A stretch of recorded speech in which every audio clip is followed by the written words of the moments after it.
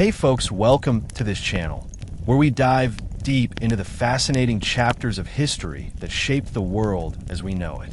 Today, we're going on an immersive journey through one of the most pivotal periods in Japanese history, from the Taika Reforms to the rise of feudalism, the samurai, and the eventual unification of Japan. In this detailed exploration, you'll learn about the complexities of Japan's political and military transformations, including the influence of Chinese culture, the creation of Japan's bureaucratic systems, and the legendary figures that rose to power during the Sengoku and Kamakura periods. By the end of this, you'll understand how Japan went from a fragmented land of warring states to a unified empire under the Tokugawa Shogunate. So sit back, relax, and let's take a journey through history that will leave you with a deeper understanding of Japan's rise to greatness. Before the Taika Reforms, Japan was a land of numerous clans, each with its own leaders, military forces, and religious practices. This decentralized structure, particularly during the Asuka period, 538 to 710, was a product of various influences, most notably from Korea and China. The introduction of Buddhism in 538 was a key moment in this period, as it began to influence both politics and culture. However, the Japanese imperial family, though claiming descent from the sun goddess Amaterasu, had a limited ability to exert control over the various clans spread across the islands. Power was fragmented, with regional rulers like the Soga clan holding considerable sway over court politics. The Asuka period was marked by attempts at reform, such as the promotion of Buddhism, the building of large Buddhist temples, and the development of a centralized court system. However, there were significant challenges in consolidating power. The aristocratic families, especially the Soga, had more authority than the imperial family itself. It was within this context that the Taika Reforms would be initiated.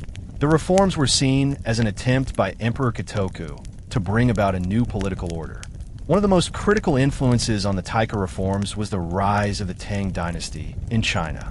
By the 7th century, the Tang were considered the epitome of centralized state power, with a strong bureaucracy and military structure that allowed them to maintain control over a vast empire. The success of the Tang dynasty inspired leaders in Japan, especially those who sought to modernize Japan and strengthen imperial authority.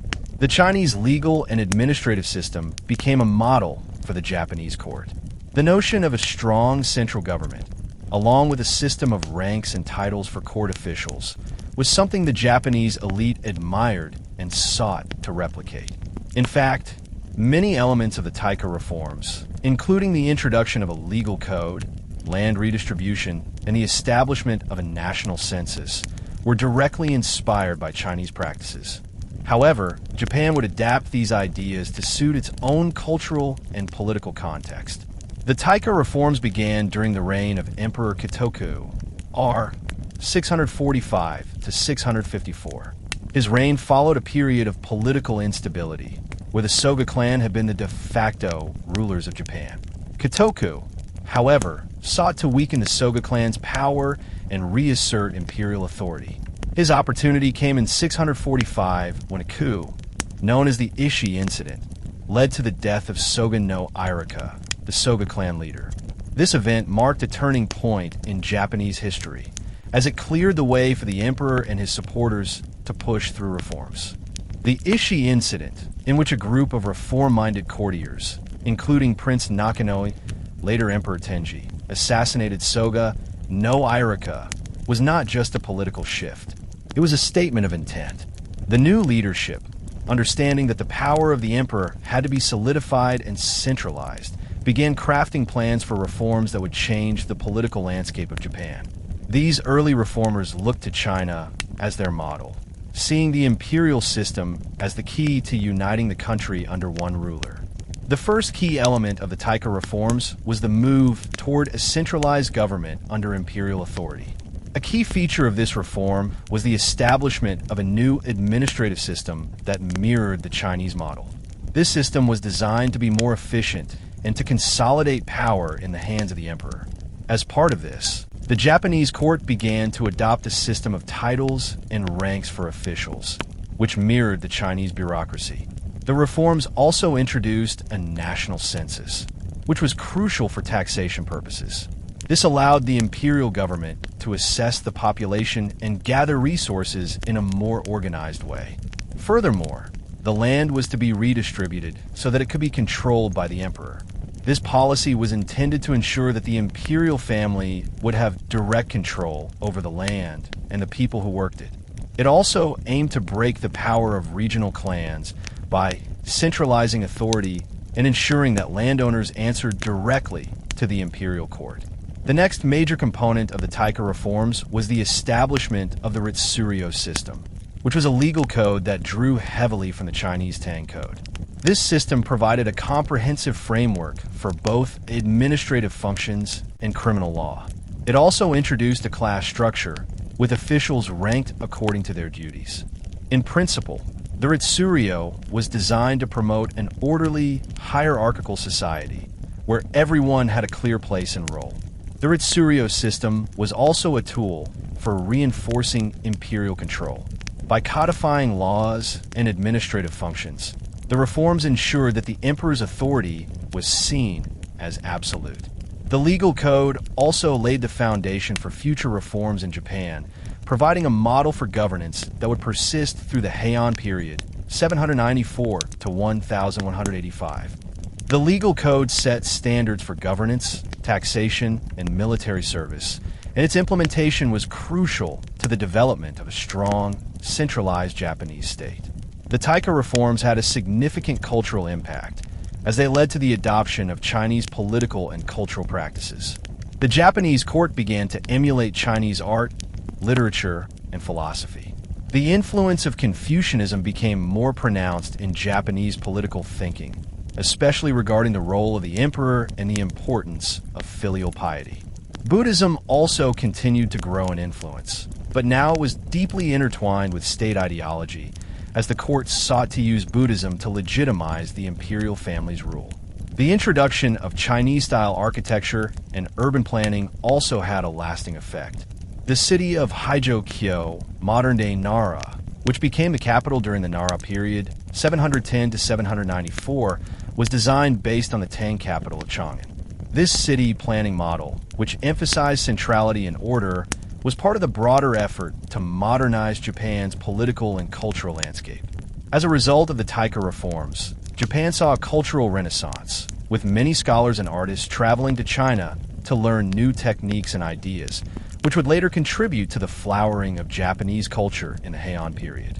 While the Taika Reforms were an ambitious attempt to centralize power, they were not without resistance. The aristocracy, particularly the powerful land-owning families, was reluctant to give up its privileges. These families had held local power for centuries and saw the reforms as a direct threat to their status. The Soga clan's downfall had weakened one of the primary sources of opposition, but many other regional elites still resisted the imperial government's attempts to reduce their influence. One major point of contention was the redistribution of land. The idea that the emperor would control all land was seen as an affront by many landowners, who had enjoyed autonomy for generations. Despite this, the reforms were pushed forward, albeit slowly, and the government used its control over the military to suppress opposition. The Ritsuryo legal system also faced challenges in implementation, as local officials often ignored or modified the law to suit their needs, highlighting the difficulty of enforcing central authority in a country with such a strong tradition of decentralized power. Prince Nakano-Oi, who would later become Emperor Tenji, played a crucial role in the implementation of the Taika Reforms. He was one of the chief architects behind the reforms and was instrumental in pushing through the coup that led to the downfall of the Soga clan. His ambition and vision for a centralized, powerful Japan were key factors in the success of the reforms. As a leader, he understood the importance of Chinese-style governance and worked to ensure that Japan would follow in the footsteps of the Tang dynasty. Prince Nakano-Oi's leadership also helped navigate the challenges posed by the aristocracy. By consolidating power and creating a more centralized government, he ensured that the emperor's authority would be respected. However, his reign was not without conflict, as his efforts to implement the reforms were constantly thwarted by entrenched aristocratic interests. Despite these challenges, his determination to modernize Japan was critical in shaping the course of Japanese history. The long-term impact of the Taika Reforms can be seen in the way they laid the foundation for the centralized government system that would dominate Japan for centuries. While the reforms were initially met with resistance and challenges, they set the stage for future developments in Japanese political and cultural history. The legal and administrative systems established during the Taika Reforms would influence the structure of government well into the Heian period and beyond. The Taika Reforms also marked the beginning of Japan's transformation from a fragmented collection of clans into a more unified and centralized state. Although many of the reforms were modified or abandoned in the centuries that followed, the basic principles of centralization, legalism, and bureaucratic governance would continue to influence Japan for centuries. One of the most significant long-term effects of the Taika Reforms was the creation of a professional bureaucratic class that would become the backbone of Japanese governance for centuries. The introduction of the Ritsuryo system, with its legal codes and structured hierarchies, provided a clear path for individuals to rise in the ranks based on merit.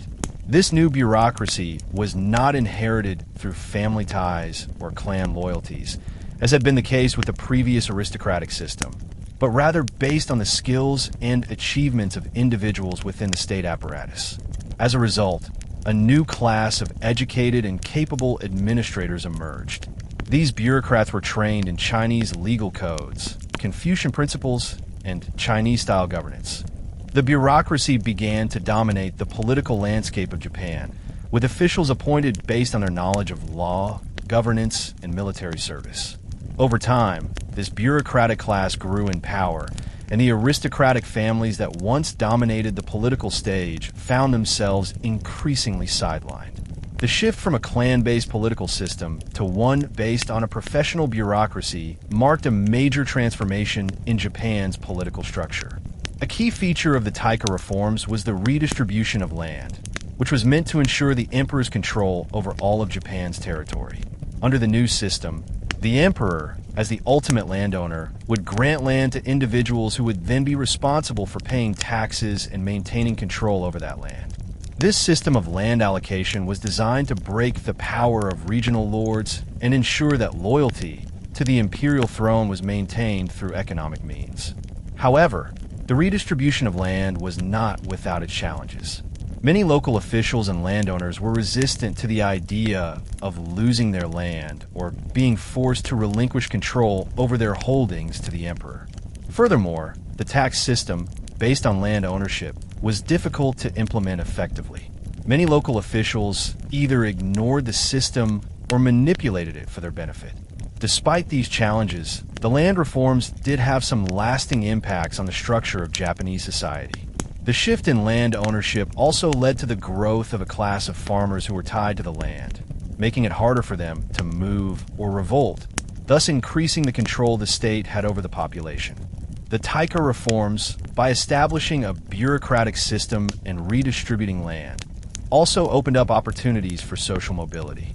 The rise of the bureaucratic class created a new elite that was not based solely on traditional aristocratic lineage.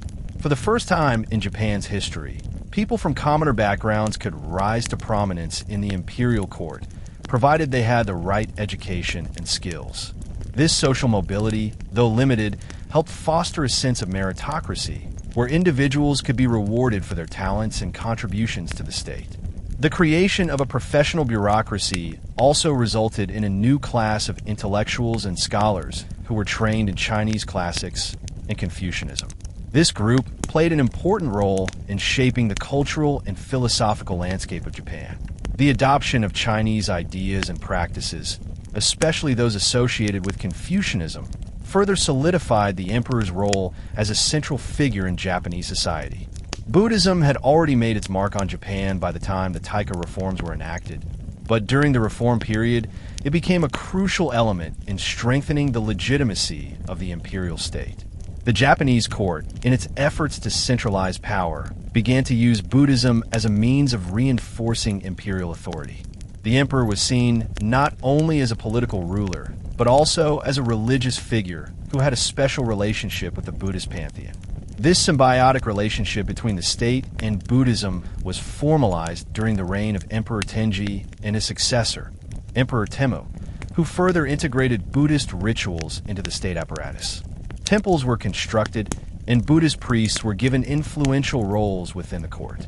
The emperor's role as a divinely appointed ruler was reinforced by the association with Buddhist teachings, which portray the emperor as the protector of the Buddhist faith. This relationship helped to stabilize the government during times of political upheaval and provided the court with a spiritual framework that was in harmony with the imperial ideology. Buddhism also played a role in the spread of Chinese cultural and religious practices in Japan. The monastic communities, which had close ties to the state, became centers of learning and cultural exchange. Chinese Buddhist texts, along with other religious and philosophical writings, were translated into Japanese, further enhancing Japan's cultural ties to the Tang dynasty. Another significant religious and philosophical influence during the Taika Reforms was Confucianism. The philosophy of Confucius, with its emphasis on hierarchy, order, and filial piety, aligned well with the goals of the Taika Reforms. The Confucian view of governance emphasized the emperor's role as the central authority who ruled with virtue, justice, and wisdom. This ideology reinforced the centralization of power under the emperor and helped to legitimize the reforms. Confucianism also shaped the education system in Japan. The new bureaucratic class was educated in Confucian teachings, which stressed the importance of moral leadership and the proper conduct of officials. This helped to create a more disciplined and orderly bureaucracy, where officials were expected to act in the best interests of the state. Over time, Confucianism would become an essential part of Japanese statecraft, influencing both governance and social values. The idea of a harmonious society, in which everyone knew their place and acted according to their role, was particularly attractive to the Japanese elite. It offered a philosophical justification for the hierarchical nature of Japanese society, with the emperor at the top, followed by the aristocracy, the bureaucrats, and the common people. Confucianism's emphasis on duty and responsibility played a central role in shaping the moral and ethical foundation of the Japanese state. In addition to Buddhism and Confucianism, the indigenous Shinto religion also played an important role in the Taika Reforms. Shinto, which emphasized the worship of kami, spirits or deities, and the sacredness of the imperial family, was used to reinforce the divine right of the emperor to rule. The Shinto tradition held that the imperial family was descended from the sun goddess Amaterasu, giving the emperor an unassailable divine status. The Taika Reforms helped to formalize the relationship between Shinto and the state. The emperor's role as the head of the Shinto religion was emphasized, and various rituals and ceremonies were instituted to affirm his sacred authority. This allowed the imperial family to present itself as not just a political entity, but as the spiritual heart of the nation. The integration of Shinto practices into the state further solidified the emperor's position as both a political and religious leader. The Taika Reforms, therefore, not only reshaped the political and administrative structure of Japan, but also helped to craft a new religious and cultural identity. The blend of Buddhism, Confucianism, and Shinto helped to create a powerful ideological framework that supported the emperor's central role in society and reinforced the legitimacy of the state. Although the Taika Reforms were initiated during the reign of Emperor Kitoku and his successors, it was during the Nara period, 710 to 794, that the full institutionalization of these reforms took place. The Nara period saw the establishment of the first permanent capital, Hideyoshi, modern-day Nara, which became the center of political and cultural life in Japan. This city, modeled after the Chinese capital of Chang'an, symbolized the completion of the Taika Reforms' vision of a centralized state. The government, now firmly in imperial hands, continued to follow the bureaucratic model laid out by the Taika Reforms. The Ritsuryo system was firmly entrenched, and a centralized administrative structure was put in place to govern Japan. The Nara period also saw the development of a strong legal system, the promotion of Buddhism as a state religion, and the further spread of Chinese culture in Japan. While some of the land reforms were less successful than hoped, the overall trajectory towards centralization and state building was clear. The legacy of the Taika Reforms lived on through the Nara period, as the reforms laid the groundwork for Japan's first truly unified government. Although the Nara period would eventually give way to the Heian period, 794 to 1185, the political structure established during the Taika Reforms continued to influence Japanese governance for centuries. The Taika Reforms played a critical role in shaping the political tradition of Japan, setting the stage for the development of imperial rule and governance structures that would last throughout Japanese history. Although Japan would experience periods of decentralization and political upheaval, the fundamental elements of the Taika Reforms, the centralization of power, the establishment of a professional bureaucracy, and the integration of Confucian, Buddhist, and Shinto ideologies, remained influential throughout Japanese history. Even during times of feudal fragmentation, such as the Kamakura and Muromachi periods, 1185 to 1573, the idea of a central imperial authority remained a guiding principle. The political structures established during the Taika Reforms, especially the legal and bureaucratic systems, served as a model for later governments. The emperor's role as a symbolic and unifying figure continued to be central, even though real political power often shifted to shoguns and military leaders. The impact of the Taika Reforms extended far beyond the political sphere. The reforms laid the foundation for Japan's unique cultural identity, blending native traditions with imported Chinese influences. The adoption of Chinese writing, art, and philosophy had a lasting impact on Japanese culture, and these influences would continue to shape Japanese thought and aesthetics for centuries. In addition, the religious reforms implemented during the Taika period had a profound effect on Japan's spiritual life. The intertwining of Buddhism, Confucianism, and Shinto created a unique religious environment that would shape Japanese society for generations. This religious fusion helped to create a sense of national unity, with the emperor at its spiritual center. The lasting legacy of the Taika Reforms is seen in the strength of the imperial institution, the development of a sophisticated bureaucratic state, and the rich cultural traditions that emerge from the blending of indigenous and foreign influences. The Taika Reforms, though initiated in the 7th century, remain a defining moment in Japanese history, marking the beginning of a new era of centralized rule and cultural transformation. While the Taika Reforms laid the foundation for a more centralized state, the full implementation of these reforms faced significant obstacles. The Japanese aristocracy, particularly powerful regional clans, resisted many of the changes introduced by the reforms. These aristocrats, who had long controlled vast amounts of land and local power, were reluctant to cede authority to the emperor. This resistance created a tension between the imperial court's ambitions for centralization and the traditional clan-based system of governance that had existed for centuries. Furthermore, the administrative changes, such as the establishment of a professional bureaucracy and the redistribution of land, required a fundamental shift in how the Japanese state operated. Many local officials continued to operate with a great deal of autonomy, and the emperor's reach did not extend as far as the reformers had hoped. Despite the adoption of a legal code modeled after the Chinese Tang Code, its enforcement was patchy, particularly in rural areas where local power structures were still entrenched. Even as the reforms were officially implemented, the effectiveness of these new structures varied greatly depending on the local context. In addition, the early stages of the reforms faced significant internal opposition.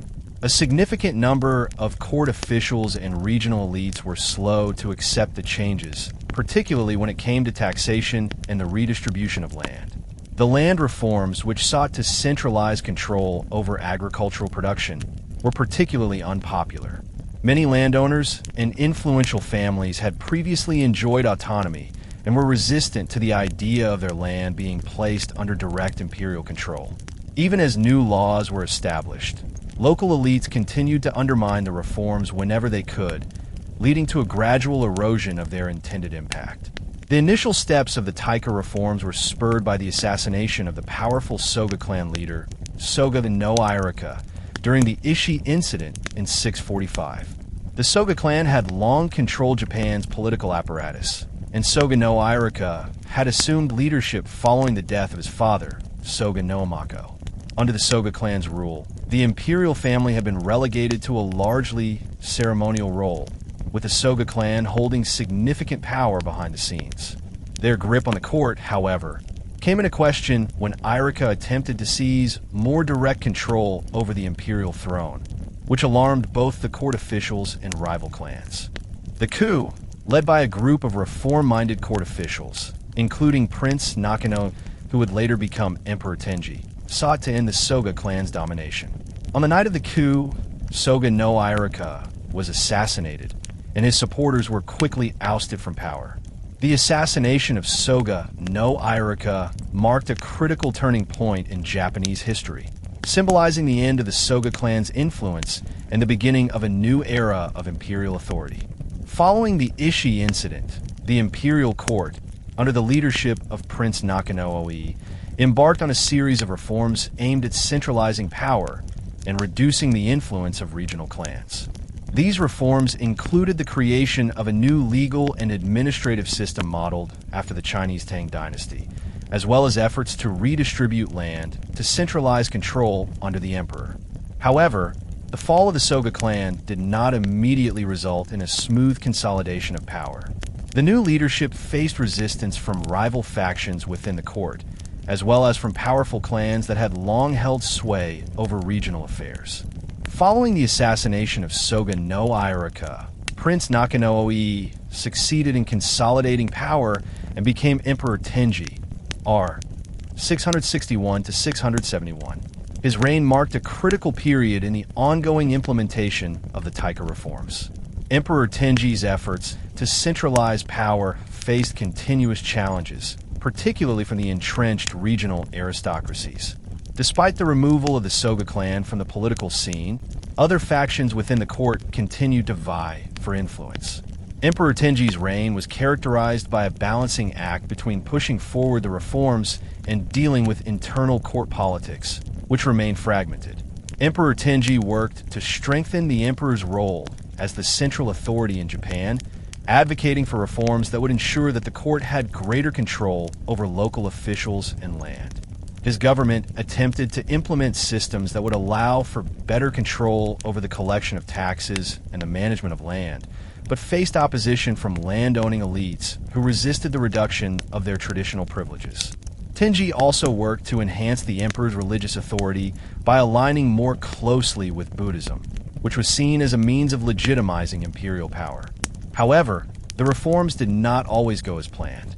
The emperor struggled to enforce policies uniformly across the entire country, as local elites continued to find ways to bypass central authority. The relationship between Buddhism and the Taika reforms was multifaceted, with Buddhism being used as both a spiritual and political tool to consolidate imperial power.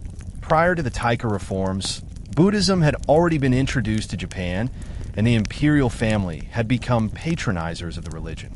However, the role of Buddhism in Japan's political landscape deepened during the reform period, particularly under the reign of Emperor Tenji and his successor, Emperor Temmu.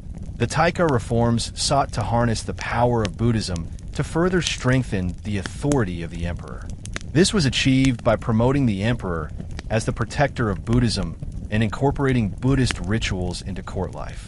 The use of Buddhism as a state religion allowed the imperial court to position the emperor not just as a political leader, but also as a divinely sanctioned figure with a duty to uphold the Buddhist faith. The association of the emperor with Buddhism was a strategic move to solidify the legitimacy of his rule, aligning the emperor with the divine power of the Buddha. During this period, large Buddhist temples were constructed and expanded, and the court sought to establish a closer relationship with the Buddhist clergy. Temples became centers of learning and scholarship, with Buddhist monks playing influential roles in the political sphere. The idea that the emperor's authority was derived from both political and religious legitimacy helped to strengthen the centralization of power and the imperial family's position as the supreme ruler of Japan. Emperor Temmu, r. 673 to 686, continued the policies of his predecessors by further institutionalizing Buddhism as a state religion. One of his most important contributions was the establishment of the Horyuji Temple, which became a symbol of imperial patronage and support for Buddhism. The temple was not only a religious center, but also a cultural institution, housing important texts and serving as a place for scholars and monks to gather and engage in intellectual discussions. Temmu also took steps to formalize the relationship between the state and Buddhism. He promulgated laws that established the emperor as the supreme protector of Buddhism, and he took an active role in supporting Buddhist temples and monastic communities throughout Japan. His reign saw the growth of Buddhist monastic institutions, which were closely tied to the state's political structure. Monks, who were well-educated in Buddhist philosophy and Chinese classics, became key advisors to the imperial court and played an important role in state governance. In addition to his support for Buddhism, Emperor Temmu also focused on strengthening the imperial government. He worked to reform the bureaucratic system, ensuring that it was more centralized and efficient.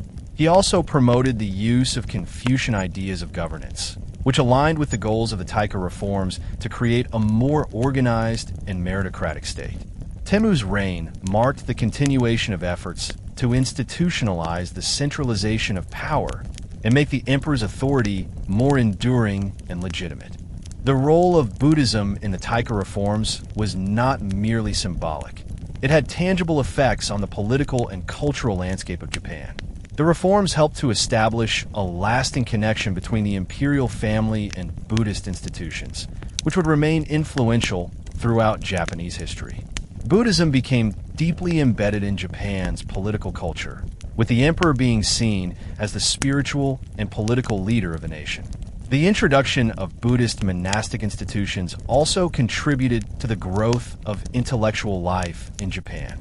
Buddhist monasteries became centers of learning, where scholars studied Buddhist texts, Chinese classics, and other forms of intellectual knowledge.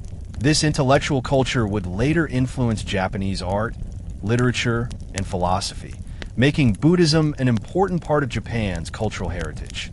The legacy of Buddhism's influence on the Taika Reforms was felt for centuries, and it played a key role in shaping Japan's religious, cultural, and political landscape. The economic reforms introduced during the Taika period were designed to consolidate imperial control over Japan's land and resources. The land reforms, which sought to redistribute land in a way that would centralize control under the emperor, were among the most ambitious elements of the Taika Reforms. However, the implementation of these reforms faced significant obstacles. One of the key economic changes was the establishment of a new system of land allocation, which was meant to place land directly under the control of the emperor. The idea was to break the power of the regional aristocrats and ensure that the land was worked for the benefit of the state. The emperor was viewed as the ultimate landowner, and land was redistributed to individuals who were loyal to the court. However, many local landowners resisted the reforms, and in many regions, the redistribution was only partially successful. Even when the land was redistributed, local officials often found ways to circumvent the rules, keeping large tracts of land for themselves. In addition, the tax system that was introduced to support these reforms faced challenges. Taxation was based on land ownership, and the government sought to collect taxes directly from landholders. However, the system was difficult to implement across such a vast and diverse country, and local officials often manipulated the system to avoid paying taxes or to enrich themselves. The lack of effective enforcement made it difficult for the central government to achieve the economic stability that the reforms had hoped to bring. The rise of a professional bureaucracy was central to the economic changes brought about by the Taika Reforms. The bureaucracy was responsible for managing land distribution, overseeing the collection of taxes, and ensuring that resources were allocated efficiently. However, as the bureaucracy grew in size and complexity, so too did its challenges. The expansion of the bureaucratic apparatus created an elite class of officials who were responsible for administering the reforms. These officials, although trained in the principles of governance, were not always equipped to manage the complex economic systems that the reforms had introduced. Moreover, the bureaucracy itself became a site of competition, as powerful families and individuals vied for positions of influence. The growth of the bureaucracy also meant that the central government became increasingly dependent on the ability of officials to enforce policies at the local level. This often led to a situation where local officials had more power than the central government, undermining the reform's intended impact. While the immediate economic outcomes of the Taika reforms were mixed, the long-term effects were more profound. The reforms laid the foundation for the development of Japan's agrarian economy and its political economy. By centralizing control over land and resources, the reforms helped to create a more stable economic system in the long run. The emphasis on land management and taxation would continue to shape Japan's economic policies for centuries. The development of a professional bureaucracy also had lasting effects on the efficiency and organization of Japan's economic systems. Even as regional elites retained significant power, the bureaucracy helped to ensure that the emperor's influence extended throughout the country. The economic reforms of the Taika period, though imperfect in their implementation, played a key role in shaping Japan's future development and its place in the broader East Asian world. Prince Nakano-Oi, who would later become Emperor Tenji, was a pivotal figure in the Taika reforms. He played a crucial role in the downfall of the Soga clan and the consolidation of power under the imperial court. As a member of the imperial family and a reform-minded prince, Nakano-Oi was deeply involved in the Ishii incident of 645, which led to the assassination of the Soga clan's leader, Soga no Irika. This event marked a turning point in Japanese politics, with Prince Nakano-Oi positioning himself as a key reformer. The prince's leadership was not limited to the overthrow of the Soga clan. He also had a vision for transforming Japan into a centralized, bureaucratic state modeled after China. He recognized that the strength of the imperial family and the emperor's authority could only be ensured by creating a system that was both politically efficient and institutionally sound.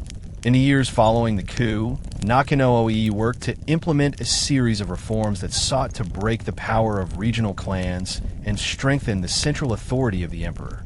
Prince Nakano-Oi's vision was deeply influenced by the success of the Tang dynasty in China, whose centralized bureaucracy and military prowess were admired by the Japanese elite.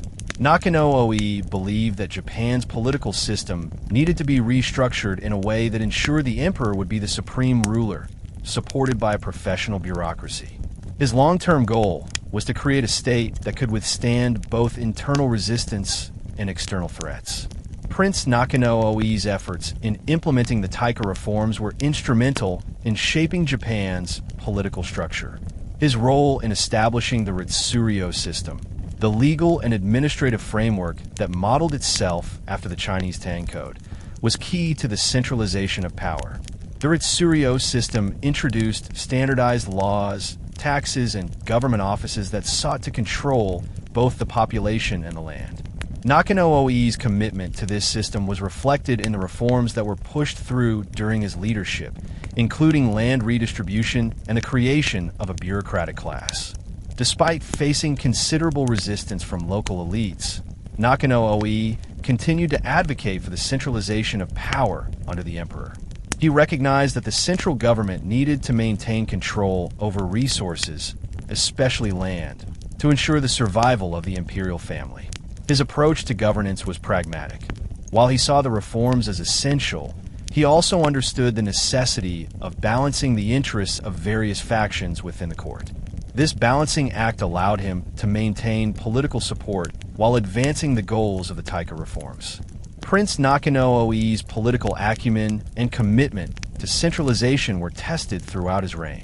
He managed to navigate a complex political environment, marked by ongoing power struggles, factionalism, and resistance from entrenched regional clans. His ability to push forward with reforms, despite these challenges, demonstrated his determination to create a strong and unified Japan under the rule of the emperor.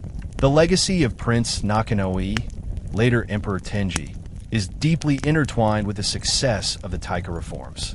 His role in the consolidation of imperial power and the establishment of a centralized bureaucracy laid the groundwork for the subsequent development of the Japanese state.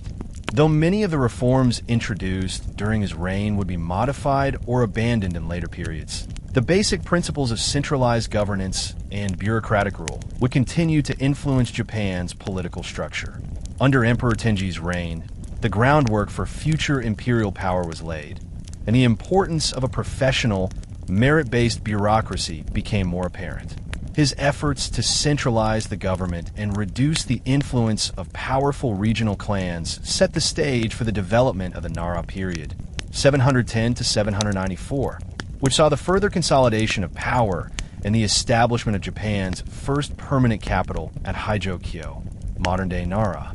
Prince Nakanoi's vision also extended beyond politics. His support for Buddhism and his promotion of Confucian ideals of governance helped to shape Japan's cultural and religious landscape. He is remembered not only as a political reformer, but also as a leader who sought to modernize Japan and make it a more cohesive, centralized state.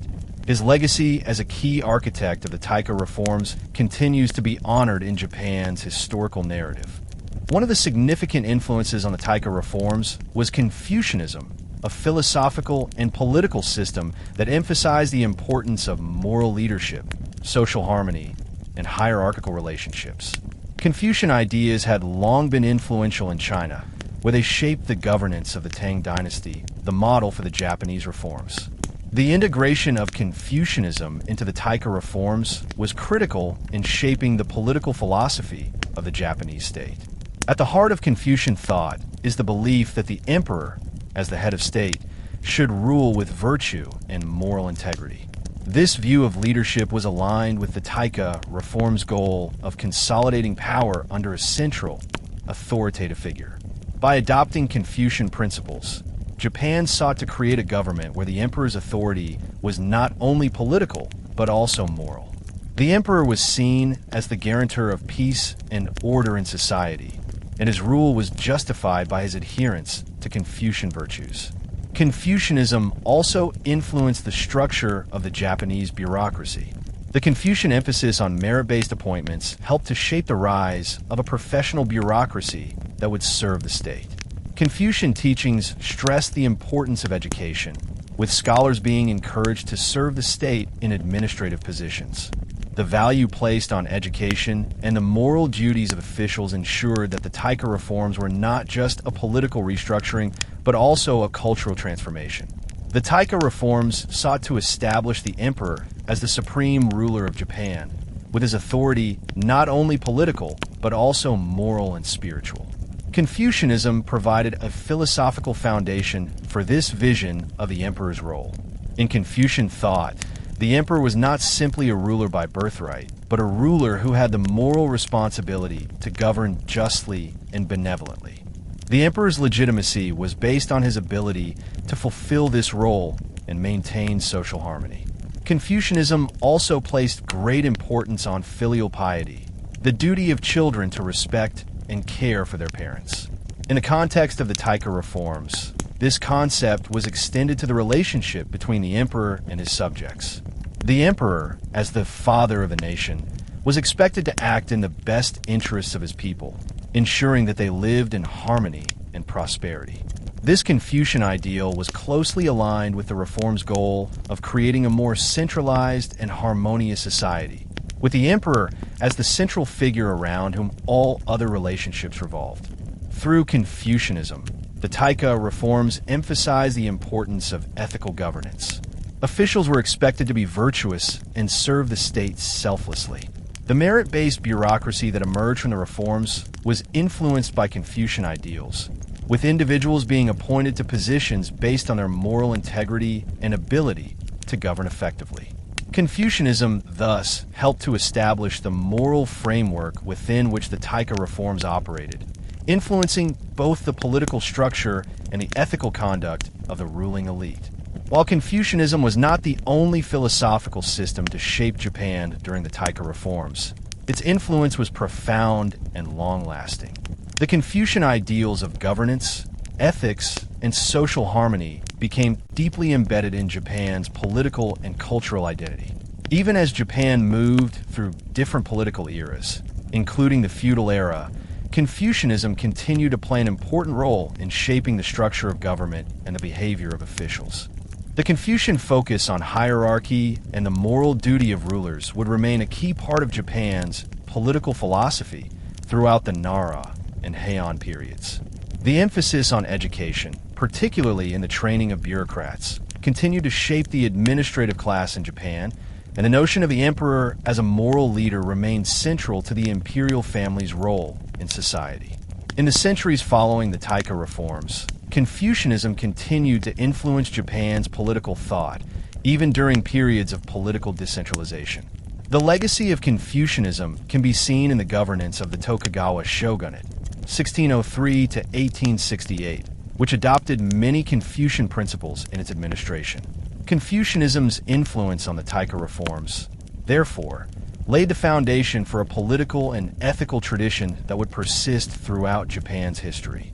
While the Taika Reforms succeeded in centralizing power under the emperor and creating a more bureaucratic state, their long-term implementation faced considerable challenges. Over time, regional elites and powerful families found ways to circumvent the authority of the imperial court, which resulted in a weakening of central control. By the 8th century, local aristocrats began to reassert their influence over land and taxation, undermining the reform's intended effects. The decline of centralized power was particularly evident during the Nara period, 710 to 794, which, despite its achievements in establishing a permanent capital, saw a resurgence of regional power. The aristocracy's resistance to the reforms and their ability to manipulate the political system meant that the emperor's authority was often only symbolic, with real power residing in the hands of influential families and officials. Although the Taika Reforms had laid the groundwork for Japan's centralized state, the erosion of their impact demonstrated the difficulty of implementing such far-reaching changes in a society with deep-rooted clan-based power structures.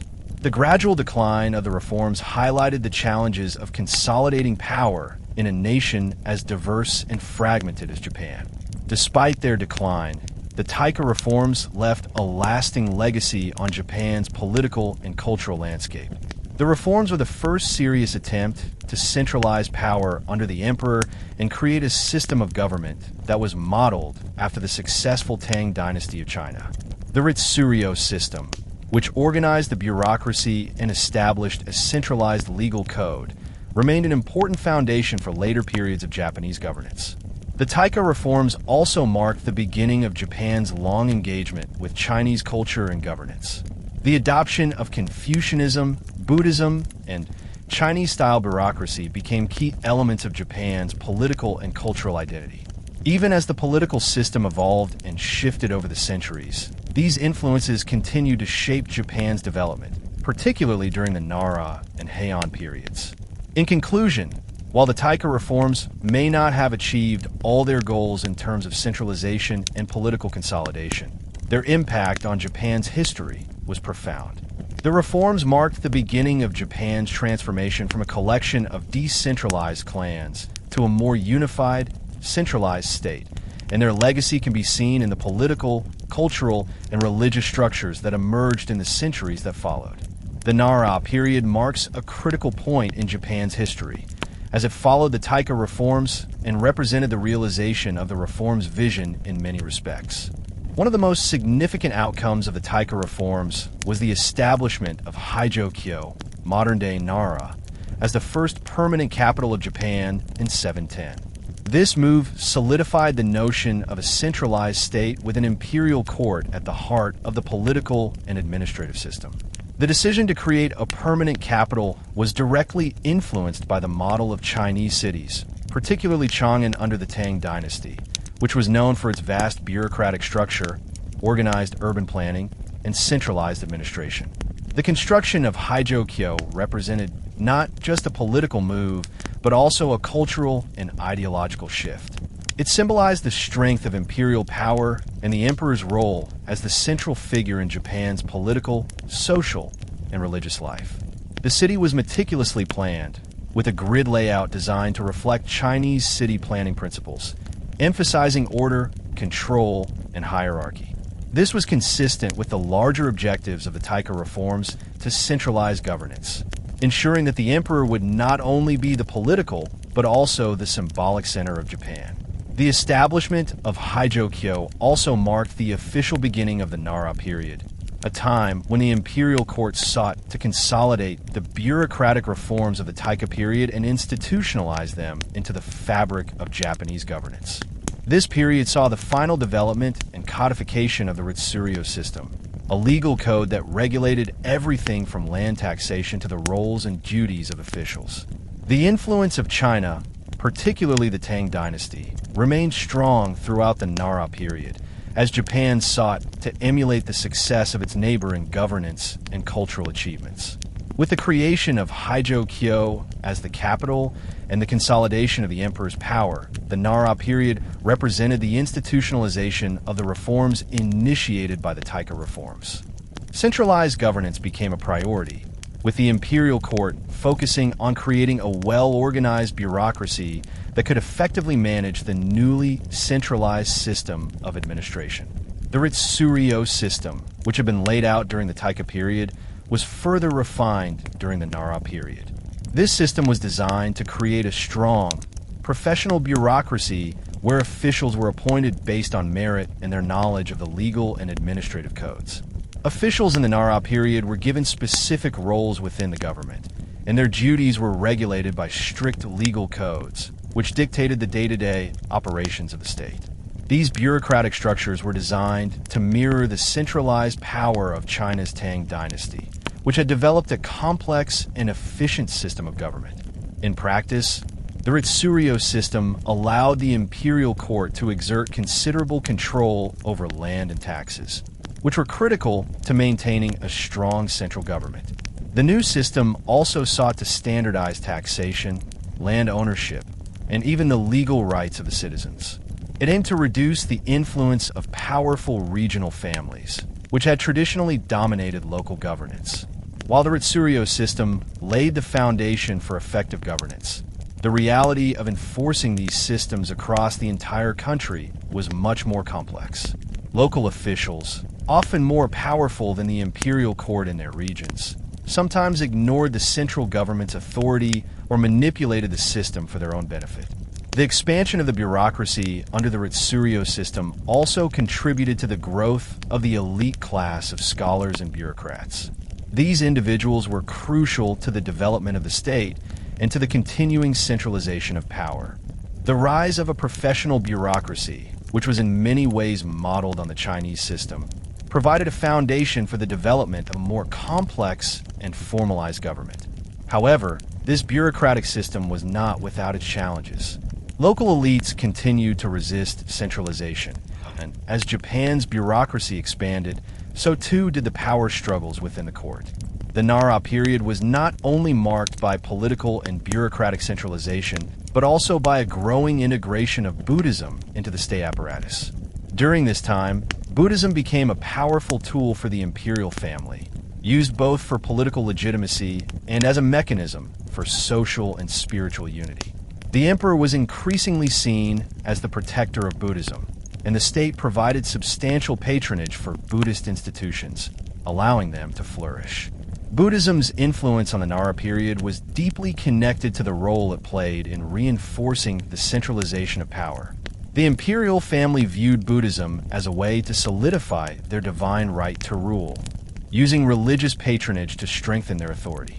This period saw the establishment of large Buddhist temples, such as Todaiji, which housed a great Buddha, Daibutsu, statue, and became a symbol of the state's power and the emperor's religious authority.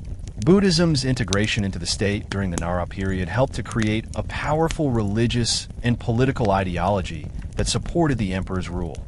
Buddhist clergy became integral to the political life of Japan, acting as advisors to the court and contributing to the development of Japanese legal and cultural systems. The growth of Buddhism in Japan during this period also had cultural ramifications.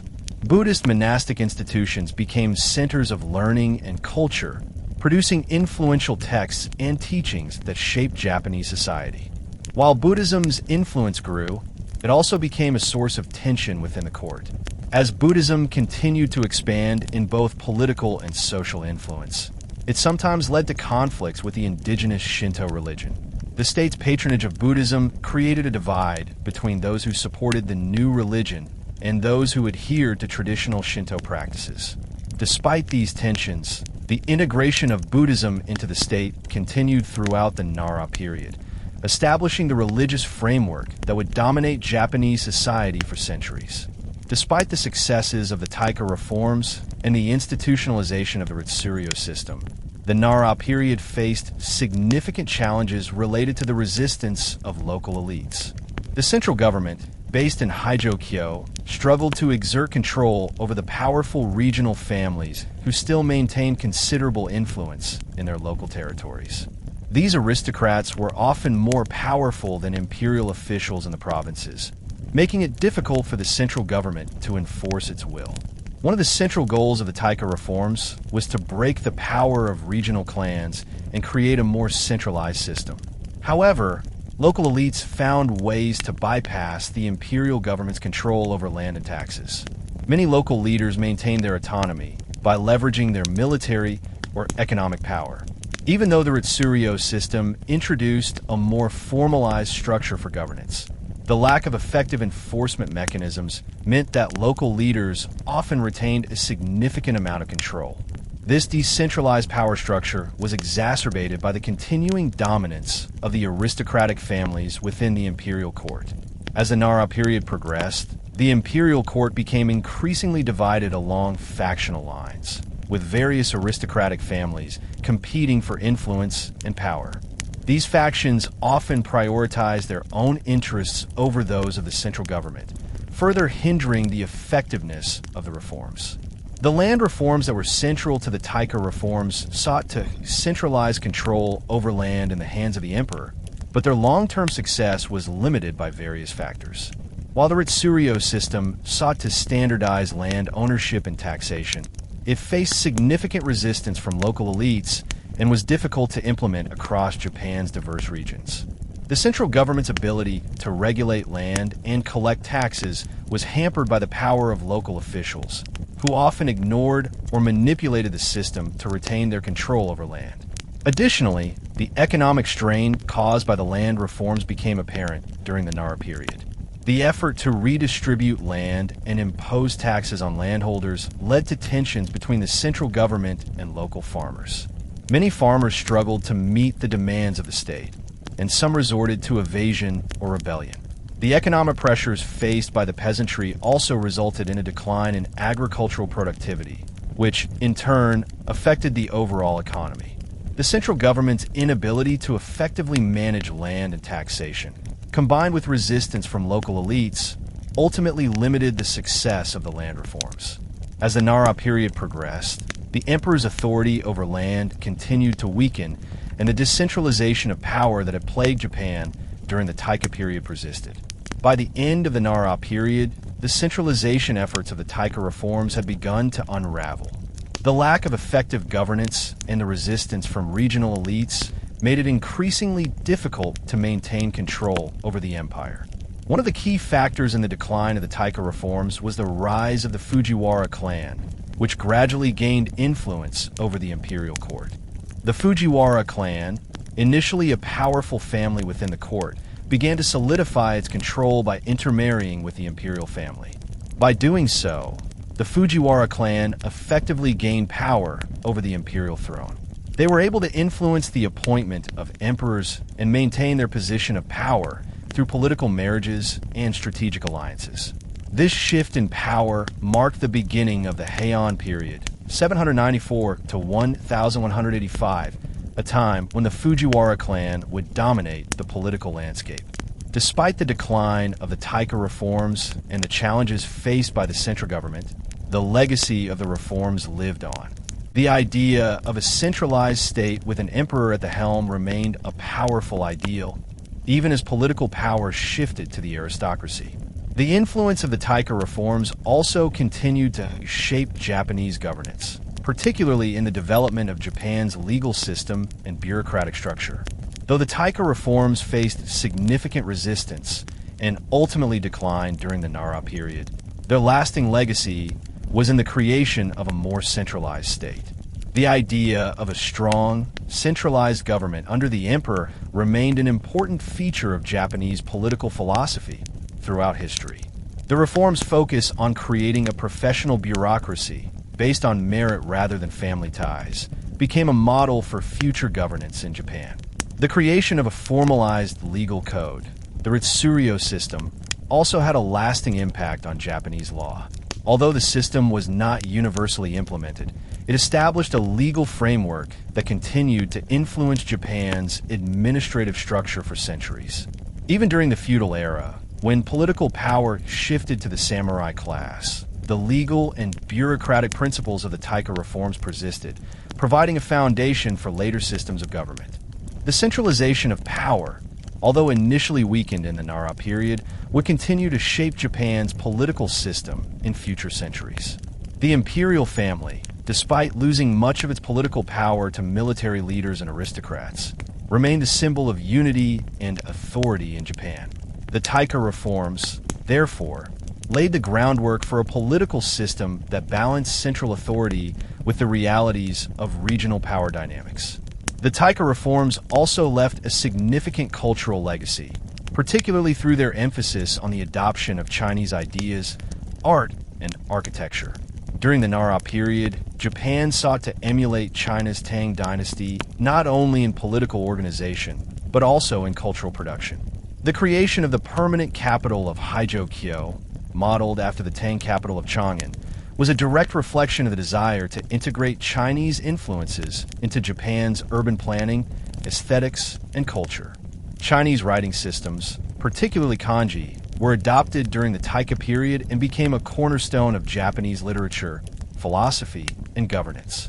The study of Chinese classics, including Confucian texts and Buddhist sutras, became central to Japan's intellectual life. This cultural exchange played a significant role in shaping the development of Japan's own distinctive cultural identity, blending indigenous traditions with Chinese influences. The flourishing of Buddhism during the Nara period was also a key cultural development influenced by the Taika reforms. Buddhism became deeply embedded in Japanese culture, with monasteries acting as centers of learning and cultural exchange. The spread of Buddhist art, literature, and philosophy during this time had a profound impact on Japanese society, influencing not only religious practices, but also cultural expressions, such as sculpture, painting, and architecture. The Taika reforms were a critical turning point in Japanese history, as they marked the beginning of Japan's transition from a fragmented system of regional clans to a more centralized, bureaucratic state. While the reforms were not fully realized during the Nara period, they laid the foundation for the political, cultural, and religious structures that would shape Japan's future. The reforms' emphasis on centralization, the professionalization of the bureaucracy, and the integration of Chinese political and cultural ideas had a profound influence on Japan's development. Though the Nara period saw a weakening of the reforms' centralizing tendencies, the principles of the Taika reforms continued to shape Japan's governance for centuries to come. In conclusion, the legacy of the Taika reforms can be seen in the enduring structure of Japan's imperial state, its legal system, its adoption of Chinese cultural influences, and its development of a more centralized governance model. The Taika reforms, despite their challenges and eventual decline, set the stage for the political and cultural evolution of Japan in the centuries that followed. As the Nara period drew to a close, Japan's centralized government, established under the Taika reforms, began to show signs of weakness.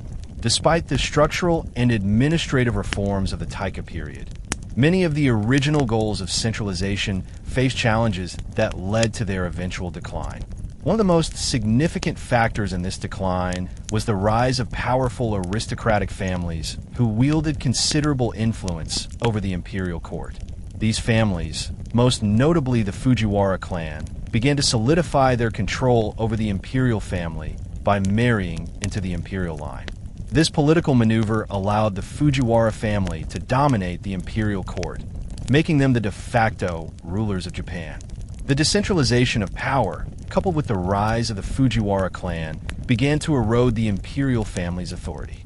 The aristocratic families, who had gained significant landholdings and local influence, continued to exercise considerable control over regions outside the capital. This decentralization, while not immediately catastrophic, led to the diminishing effectiveness of the Taika Reforms. The central government, based in Hideyoshi, struggled to assert control over the provinces as regional elites continued to resist the imperial court's attempts to centralize power. This erosion of central authority culminated in the move of the capital to Heian-kyo, modern-day Kyoto, in 794, marking the official end of the Nara period. This transition was not merely a physical relocation of the capital, but also represented a shift in political power. The Heian period, 794 to 1185, would see the continued weakening of the central government and the rise of a more decentralized feudal system, which was influenced by the political dynamics of the Fujiwara clan and other emerging military aristocracies. The Fujiwara clan played a pivotal role in the political transition from the Nara period to the Heian period. Their rise to power was facilitated by their strategic marriages into the imperial family, beginning in the 9th century. By arranging these marriages, the Fujiwara family was able to place their daughters into the role of empress, thus ensuring that their male descendants would inherit positions of imperial power. Over time, the Fujiwara clan became the de facto rulers of Japan, with the imperial family serving largely as ceremonial figureheads. The Fujiwara family's political strategy allowed them to exert significant influence over the imperial court, especially during the early Heian period. The emperors, many of whom were children or relatively weak rulers, were effectively controlled by the Fujiwara regents, who acted as the true political leaders of Japan. By controlling the imperial family through their strategic marriages, the Fujiwara clan amassed wealth, power, and land. This marked the beginning of a long period during which the emperor's role became increasingly symbolic, with real power residing in the hands of the regents. During the early Heian period, the Fujiwara clan's dominance allowed for the continuation of the imperial system, but with a significantly altered power dynamic. While the emperor was still regarded as the divine ruler, the Fujiwara family and their allies began to dominate the political sphere, steering the course of Japanese politics for centuries. This shift in power marked a significant departure from the original ideals of the Taika Reforms, which had sought to centralize power under the emperor. The growing influence of the Fujiwara clan and the shift in political power would set the stage for the feudal system that would define Japanese society in the centuries to come. Despite the decline of political centralization and the rise of aristocratic control, the Heian period saw a flourishing of Japanese culture, much of which was directly influenced by the reforms and changes initiated during the Taika period.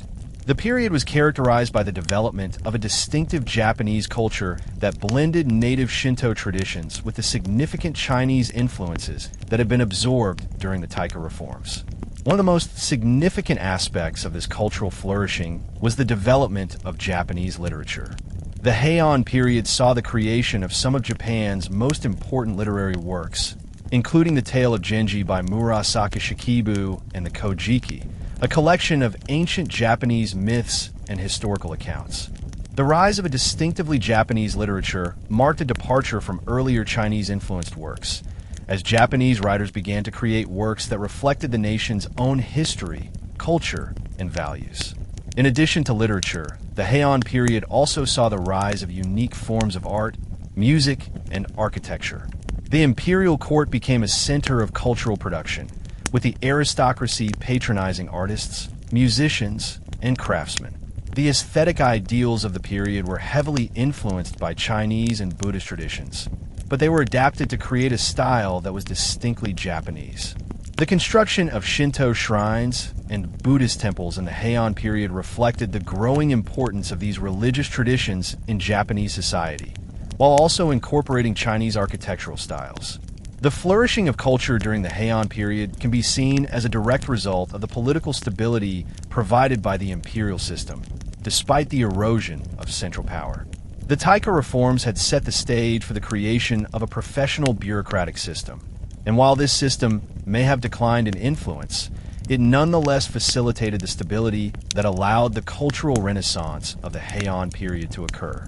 Although the Taika reforms gradually lost their grip on Japan's political system during the Nara period and beyond, the Ritsuryo system, a cornerstone of the reforms, continued to influence Japanese governance.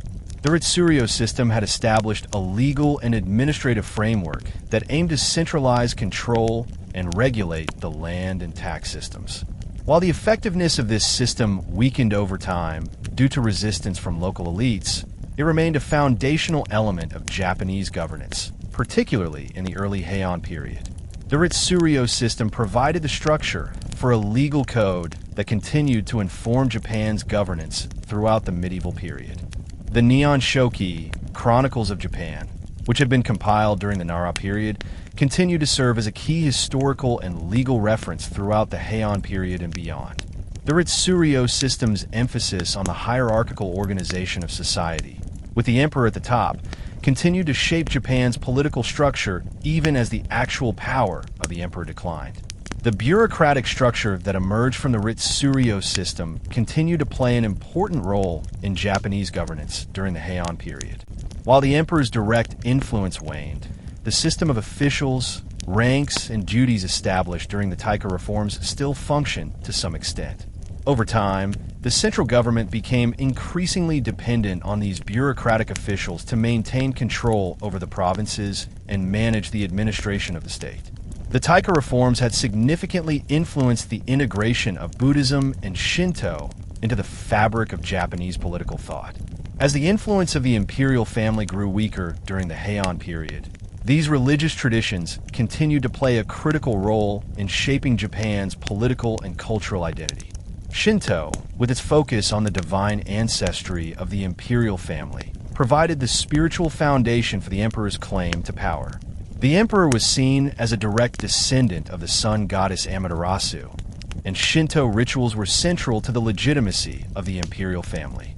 At the same time, Buddhism, which had gained increasing support from the imperial court during the Taika reforms, continued to play a major role in Japanese society. The establishment of Buddhist temples and monasteries, particularly in the Nara period, had helped solidify Buddhism's place as a state religion. During the Heian period, Buddhist monks continued to exert significant influence in the court, acting as advisors and even holding positions of power. The religious and political interplay between Buddhism and Shinto became more pronounced, as both religious traditions were used to justify the emperor's divine authority. Despite the weakening of the central government, the imperial family's relationship with both Shinto and Buddhism ensured that the idea of the emperor as the divine ruler remained a central feature of Japanese political thought. The integration of these two religious systems into the political framework provided a sense of continuity, even as the political structure itself began to fragment. The legacy of the Taika reforms, particularly the adoption of Chinese bureaucratic models, remained a powerful influence on Japanese governance. The Ritsuryo system, inspired by the Tang dynasty's bureaucratic structure, continued to shape the administration of Japan during the early Heian period. While the practical implementation of the Ritsuryo system may have faltered, the fundamental principles of Chinese-inspired governance, such as the reliance on a professional bureaucracy, centralized control over land and taxes, and the use of legal codes to regulate society, remained central to Japanese political thought. The Heian period, although marked by a growing aristocracy and the decentralization of power, still relied on these Chinese bureaucratic models. As the imperial court weakened, these bureaucratic structures were increasingly managed by the rising samurai class, which would eventually take control of Japan's political system. However, the foundations laid by the Taika reforms and their adoption of Chinese models continued to influence the samurai government, particularly in terms of legal and administrative structures. In this way, the Taika reforms continued to impact Japan's political development, even during periods of decentralization. The principles of bureaucratic governance, which had been imported from China, remained embedded in Japan's political culture, shaping the way Japan's government functioned for centuries to come. The Taika Reforms played a crucial role in introducing Confucian ideals to Japan, shaping the political and cultural landscape for centuries. Confucianism, with its emphasis on order, hierarchy, and the moral responsibility of rulers, had a lasting influence on Japanese governance and society. The adoption of Confucian principles during the Taika period helped to establish the idea of the emperor as the central, virtuous figure who governed with wisdom and moral integrity. During the Nara and Heian periods, Confucianism continued to shape the Japanese political system. The Confucian emphasis on filial piety, respect for authority, and the moral duties of rulers resonated with the Japanese aristocracy, particularly in their relationship to the emperor. Confucian ideas also influenced the structure of the Japanese bureaucracy, with officials expected to adhere to moral and ethical standards as they carried out their duties. Even as Japan developed its own distinctive political and cultural identity, the influence of Confucianism remained strong. The continued emphasis on the emperor as the supreme authority and the integration of Confucian ideals into the education system helped to ensure the persistence of these principles in Japanese society. The Taika Reforms also facilitated the integration of Chinese cultural elements into Japan, including Chinese art, literature, and philosophy. The Ritsuryo system, which was modeled after the Tang dynasty's bureaucracy, was just one aspect of the broader cultural exchange between Japan and China during this period. The adoption of Chinese writing systems, particularly kanji, played a significant role in the development of Japanese literature and scholarship. During the Heian period, Japan's aristocracy became deeply immersed in Chinese cultural traditions. The court embraced Chinese poetry, painting, and calligraphy, incorporating these elements into their daily lives. The creation of Japanese literature during this period, such as the tale of Genji, was heavily influenced by Chinese literary forms and themes.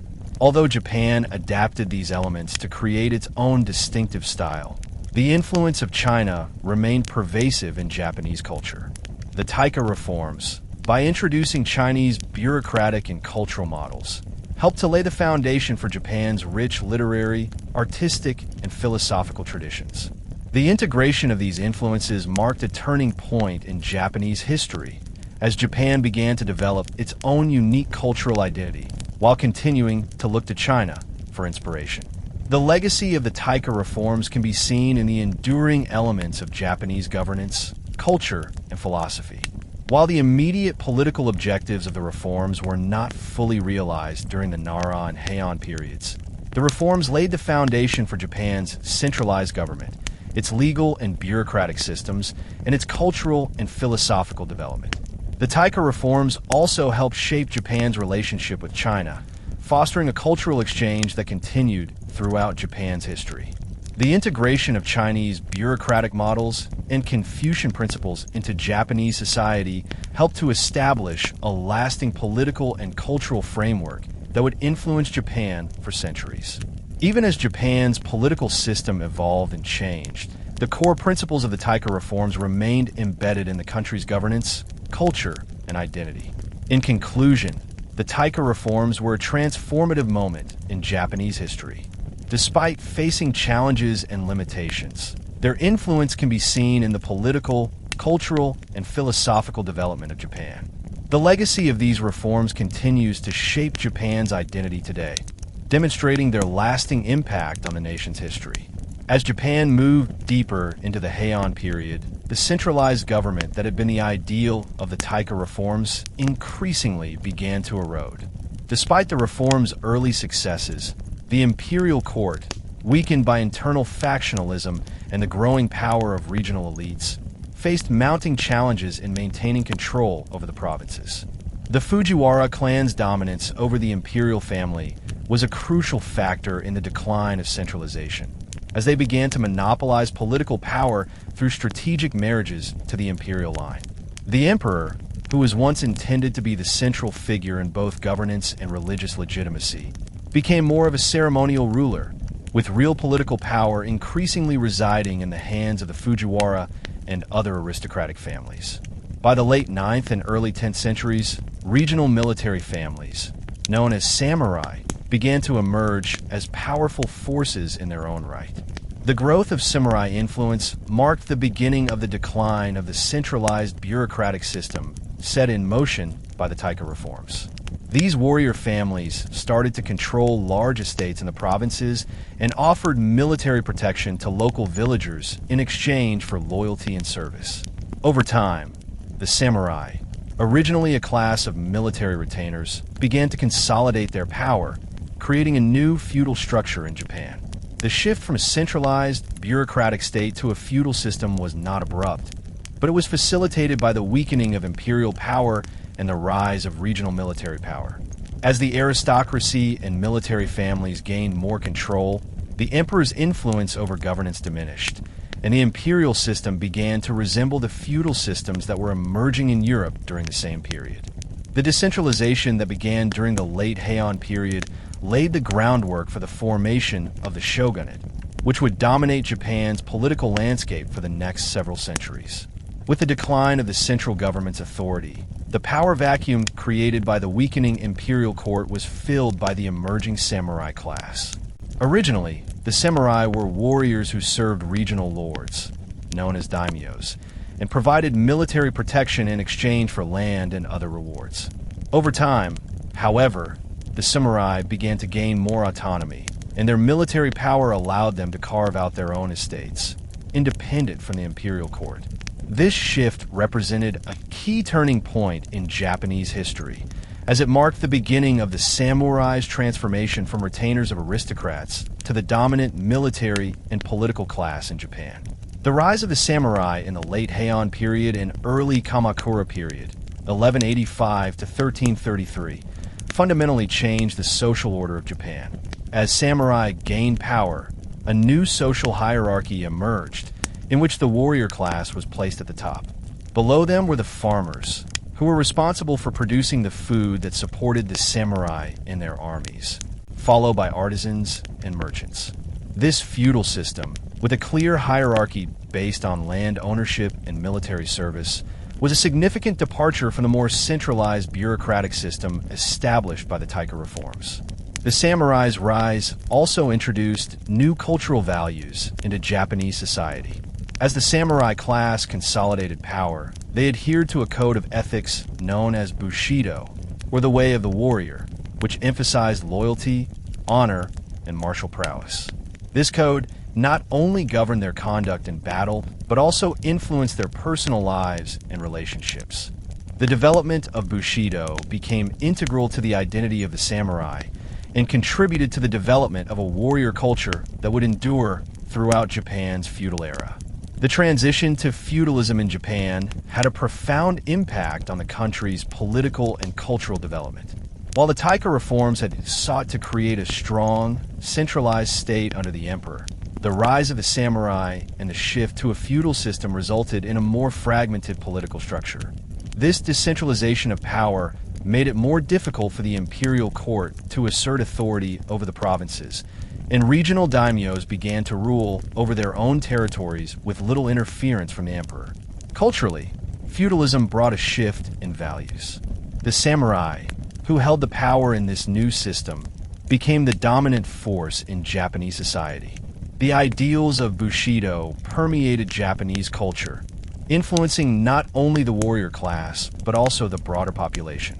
The samurai's devotion to honor, loyalty, and martial arts would shape Japanese culture for centuries, influencing literature, art, and even religion. The new social order also created a more stratified society, with the samurai at the top and the common people at the bottom. This shift in social structure contributed to the development of a more rigid class system, which would remain in place throughout the feudal era. The rise of the samurai also led to the development of new military strategies and technologies, which would play a significant role in Japan's military history, particularly during the Kamakura Shogunate and the Muromachi period. While feudalism marked a shift away from the centralized ideals of the Taika Reforms, the legacy of those reforms can still be seen in the continued emphasis on the emperor as the symbolic head of state. Even as real political power shifted to the samurai, the emperor continued to be revered as a divine figure, and Shinto rituals were maintained to affirm the emperor's authority. This tension between the imperial court and the samurai would continue to shape Japan's political landscape throughout the feudal era. Despite the eventual decline of the Taika Reforms and the shift toward feudalism, their impact on Japan's governance system endured for centuries. The centralization of power and the creation of a bureaucratic state laid the groundwork for later forms of government, even during periods when real political control was in the hands of regional samurai. The structure of government established by the Taika Reforms, particularly the Ritsuryo system, was influential in shaping the development of Japan's legal and administrative systems in subsequent centuries. During the Kamakura Shogunate, 1185 to 1333, and the Muromachi period, 1336 to 1573, Japan maintained many aspects of the bureaucratic structure established during the Taika Reforms. While the power of the emperor was largely symbolic, the administrative system that had been put in place continued to function in a modified form. Local officials, who had once been appointed by the central government, continued to manage land and resources, and the samurai class took on many of the duties once performed by imperial administrators. In addition, the principles of the Ritsuryo system continued to influence Japan's legal code. Even though the centralized bureaucratic system of the Taika period had largely broken down, the ideas behind it, such as the regulation of land, the establishment of ranks and duties for officials, and the use of legal codes to govern society, remained central to Japanese political thought. These principles would later be integrated into the systems of governance established during the Edo period, 1603 to 1868, contributing to the creation of a more organized, albeit feudal, political system. The Taika Reforms also left an enduring cultural legacy. The introduction of Chinese cultural elements, particularly in the fields of art, literature, and philosophy, profoundly shaped Japan's development during the Heian period and beyond. While the feudal system of the samurai would eventually dominate Japan's political landscape, the cultural foundations laid during the Taika Reforms continued to influence Japanese society. The influence of Confucianism, for example, persisted throughout Japan's history, particularly in the education system. The Taika Reforms had introduced Confucian ideas of moral governance and the importance of education, which were integrated into Japan's political philosophy. These ideals continued to shape Japan's approach to governance, even as power shifted from the emperor to the samurai. Confucianism also played a role in shaping Japanese art and literature, as its emphasis on hierarchy, order, and respect for authority resonated with the samurai class and influenced the development of Japan's cultural identity. Similarly, Buddhism, which had been strongly promoted during the Taika period, continued to be a major influence on Japanese culture and spirituality. The integration of Buddhism into state governance helped to create a religious and philosophical framework that would persist in Japan for centuries. Buddhist temples remained centers of learning and cultural exchange, and Buddhist ideals of compassion and self-discipline influenced not only religious practices, but also cultural expressions, including painting, sculpture, and poetry.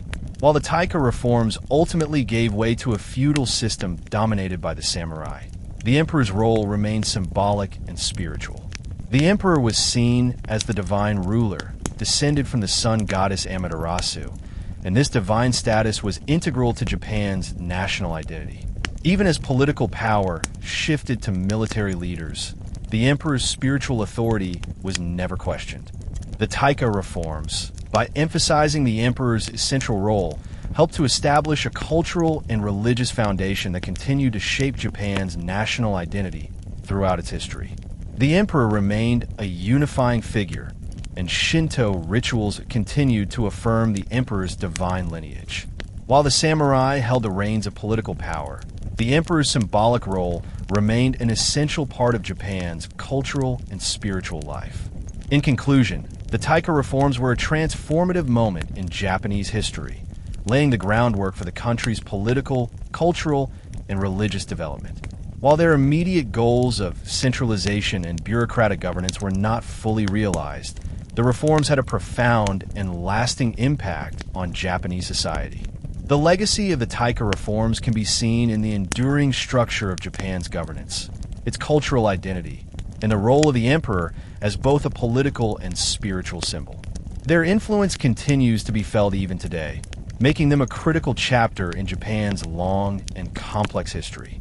The transition to feudalism, which began during the later Heian period, continued to reshape Japan's political structure as power shifted from the emperor and the central bureaucracy to regional military families and samurai.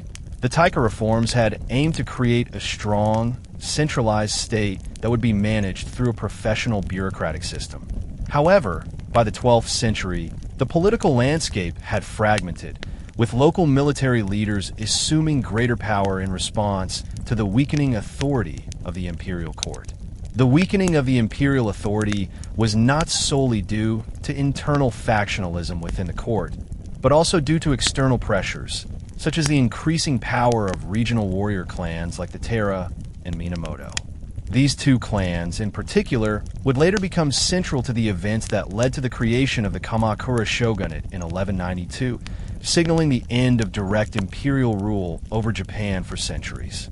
Their rise marked the beginning of a new political order where military might and the samurai class would dominate the political structure, rather than the bureaucratic system envisioned by the Taika Reforms.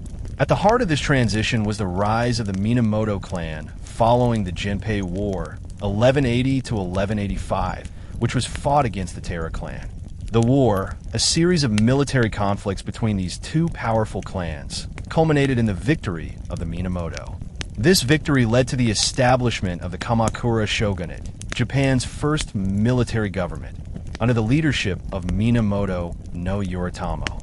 The Kamakura Shogunate would mark the beginning of feudal Japan, a system where real power rested in the hands of military leaders, and the emperor became more of a ceremonial figurehead, with little political influence. The rise of the samurai class was instrumental in the transition from a centralized imperial government to a feudal system in which military leaders held the reins of power. Samurai were originally warriors who served regional aristocrats, but over time, their role expanded as they gained more political and military influence. By the time of the Kamakura Shogunate, the samurai had become the primary political and military force in Japan, supplanting the imperial family and the aristocracy as the central figures in the country's governance. Samurai values, such as loyalty, honor, and duty, became the foundation of Japan's new feudal system. These values were enshrined in the Bushido Code, the way of the warrior, which became central to the identity of the samurai class. Under Bushido, samurai were expected to demonstrate unwavering loyalty to their lord, often at the cost of their own lives. This code of ethics, which emphasized honor, discipline, and martial prowess, profoundly shaped Japan's military and social culture. Samurai warriors were not only skilled in combat, but also deeply involved in the political and administrative functions of feudal Japan, as many samurai held positions of power and authority within their respective domains. The establishment of the Kamakura Shogunate in 1192 solidified the samurai's political dominance in Japan. Under the leadership of Minamoto no Yoritomo, the samurai were given control over military and administrative affairs, marking a shift from the more centralized and bureaucratic system envisioned by the Taika Reforms. The military government of the Kamakura Shogunate was a stark contrast to the earlier system, which sought to centralize power under the emperor and his bureaucratic apparatus. The creation of the Kamakura Shogunate represented the decentralization of power from the imperial court to military rulers. Although the emperor remained a figurehead, the real power was now held by the samurai and their lords, or daimyos, who controlled their own territories. The daimyos ruled their lands with considerable autonomy, often governing without interference from the central government. This feudal system was characterized by a hierarchical structure where the emperor was at the top of the social pyramid, followed by the shogun, and then the daimyos, who had their own vassals, including samurai warriors. The rise of regional lords marked a departure from the vision of the Taika Reforms, which sought to consolidate control under the emperor and the imperial bureaucracy. Instead of a centralized system, Japan became a fragmented and decentralized state where military leaders and regional aristocrats wielded significant power. The samurai, as the dominant military force, were bound by loyalty to their daimyos, who in turn pledged allegiance to the shogun. Over time, the daimyos expanded their influence, leading to the creation of a system where power was based on land ownership and military service rather than the bureaucratic systems of the past. The shift to this decentralized, feudal system had long-lasting effects on Japan, as it laid the foundation for the political and social structure that would define the country for centuries. In the long term, it set the stage for the rise of the Tokugawa Shogunate in the 17th century, which would further entrench feudalism and establish a period of relative peace and stability known as the Edo period, 1603 to 1868. The Kamakura Shogunate, established in 1192 by Minamoto no Yoritomo, was Japan's first military government, signaling the end of the imperial era of direct rule. The establishment of the Kamakura Shogunate marked a fundamental shift in the political landscape of Japan as military leaders began to take on more power. Yoritomo, following his victory in the Genpei War, consolidated power and sought to stabilize the country by establishing a new government based in Kamakura, a city located in the eastern part of Japan. This marked a shift from the Nara and Heian periods when the capital was located in the west, where the emperor and his court had traditionally held authority. Yoritomo's rise to power was facilitated by his military prowess and his ability to rally the samurai class to his cause. By securing the loyalty of his vassals and forming alliances with other powerful families, Yoritomo was able to assert control over Japan's military forces and establish the Kamakura Shogunate. The Kamakura government was characterized by the Bakufu military government, which centralized military authority under the shogun and created a system where regional samurai were placed under the control of a central military authority. Under the Kamakura Shogunate, the power of the imperial court was relegated to a symbolic and ceremonial role, while the shogunate assumed full control over military and governmental affairs. The emperor's role was no longer central to Japan's governance, and the real political power now resided in the hands of the military rulers, who ruled through their control of the samurai and their territories. One of the defining challenges of the early Kamakura Shogunate was the Mongol invasions of Japan in the late 13th century. The Mongol Empire, under the leadership of Kublai Khan, attempted to invade Japan in 1274 and again in 1281, seeking to expand its influence into East Asia. These invasions were significant not only because they were external threats to Japan, but also because they marked a crucial test of the samurai's ability to defend the country. The samurai, under the leadership of the Kamakura Shogunate, mounted a successful defense against the Mongol invasions. In 1274, the Mongols launched their first invasion, which ended in failure due to the kamikaze, or divine wind, a powerful typhoon that destroyed the Mongol fleet. The second Mongol invasion in 1281 was also thwarted, largely due to the preparedness and naval prowess of the Japanese forces. While the Mongols were ultimately repelled, these invasions were significant because they highlighted the importance of the samurai in defending the nation and also strengthened the influence of the Kamakura Shogunate. The Mongol invasions were a defining moment for the Kamakura Shogunate and the samurai. The successful defense of Japan against a foreign invader boosted the reputation of the samurai and solidified their role as the protectors of Japan. It also demonstrated the military might of the Kamakura Shogunate and the loyalty of the samurai to their shogun. However, the invasions also placed significant financial strain on the shogunate, as the cost of preparing for war and maintaining military forces was high. Despite the victory, the shogunate struggled to recover from the financial burden of the invasions, setting the stage for internal instability and the eventual downfall of the Kamakura regime. While the early years of the Kamakura Shogunate were marked by military success and consolidation of power, the shogunate began to experience internal challenges in the 14th century. Following the Mongol invasions, the financial strain of maintaining the samurai and defending the country took a toll on the Kamakura government.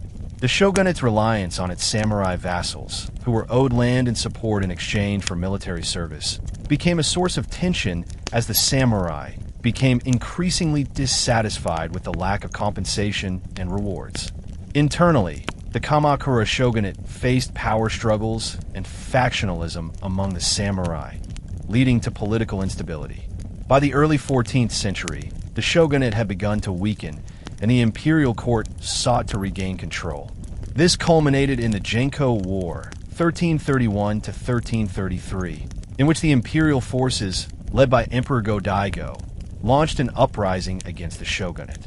The war resulted in the collapse of the Kamakura Shogunate and the eventual establishment of the Ashikaga Shogunate, marking the end of the Kamakura period and the beginning of a new phase in Japan's feudal history. Following the fall of the Kamakura Shogunate in 1333, Japan entered a period of political instability known as the Nanbokucho period, 1336 to 1392, marked by the rival Northern Court and Southern Court competing for control of Japan. Ultimately, power was consolidated by the Ashikaga family, which established the Ashikaga Shogunate in 1336, thus bringing about a new phase of feudal rule. The Ashikaga Shogunate, based in Kyoto, sought to restore a level of stability following the collapse of the Kamakura regime. While the Ashikaga shoguns did not have the same level of military control over the provinces as the Kamakura shoguns, they relied more heavily on political alliances and the support of influential warrior families to maintain their position. They encouraged the development of arts, culture, and trade, marking a shift in focus toward cultural and economic growth as a foundation of power.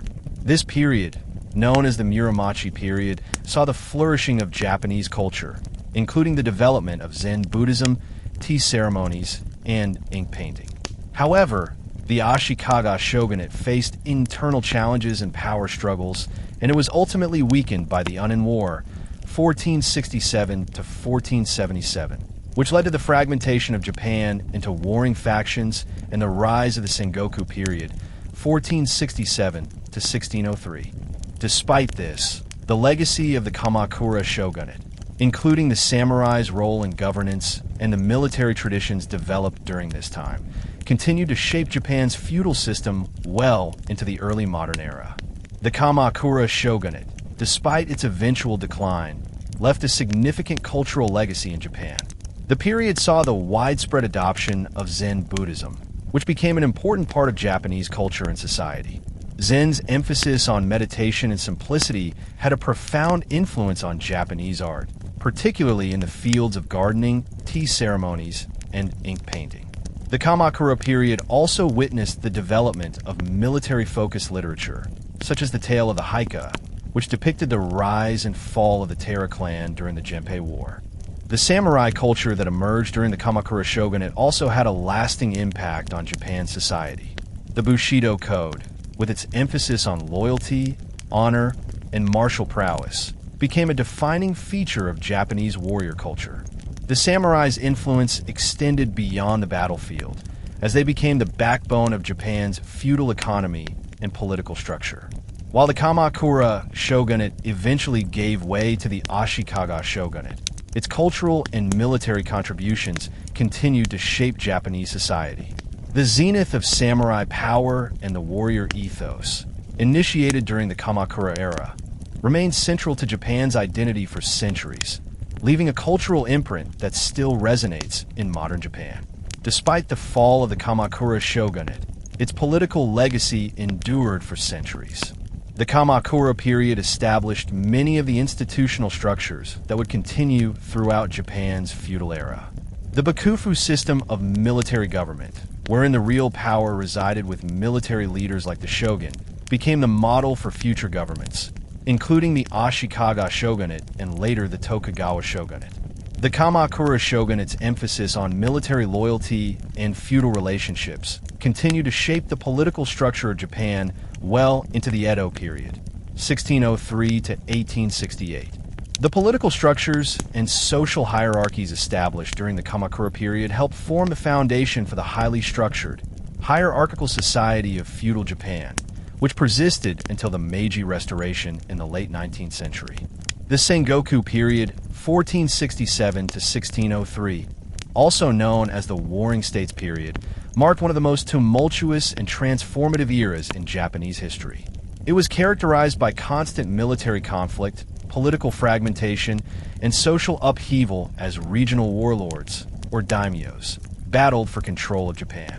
The power vacuum created by the decline of the Ashikaga Shogunate during the Unin War, 1467 to 1477, led to a prolonged period of civil strife, with multiple factions vying for supremacy.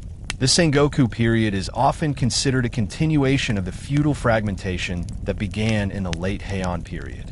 However, the Warring States era saw the rise of military leaders who were not just warriors, but also capable administrators and strategists. These leaders, known as daimyos, controlled territories and employed armies of samurai to expand their domains. The lack of a strong central authority allowed these daimyos to exercise considerable autonomy, and they often forged temporary alliances to strengthen their positions. Among the most famous and powerful warlords of this period were Oda Nobunaga, Toyotomi Hideyoshi, and Tokugawa Ieyasu. Each of these figures played a pivotal role in the eventual unification of Japan after over a century of internal conflict.